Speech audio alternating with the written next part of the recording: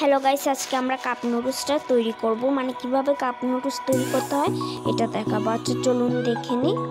তো প্রথমে আমরা সয়া সসটা, এই যে কাপ নুডলসের ভিতরে সয়া সস থাকবে, ভেজিটেবলের মতো থাকবে, তারপর আবার মশলা থাকবে, ঠিক আছে, আবার একটা চামচও থাকবে। ওকে, এখানে আরও নুডলসও আছে। তো আমরা এবার রেঁধে নেব। দেখুন নুডলসটা আছে, এবার আমরা রেঁধে নেব। চলুন রেঁধে নিই। তো প্রথমে নুডলসটার উপর একটু ফুটন্ত মানে গরম পানি দিতে হবে, ফুটন্ত পানি দিতে হবে। তো এভাবেই দিব, এই যে ঢেলে নিচ্ছি। এবং এগুলো এবার আমরা এই ভেজিটেবলের মতো এগুলো দিয়ে নিব। এবার আমরা এটা দিয়ে নিব।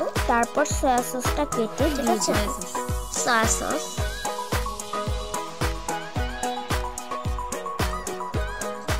এই যে মশলা দিয়ে দিব।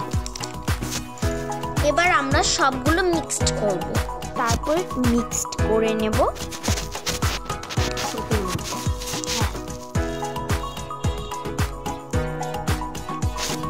ভালোভাবে মিক্সড করে নেব।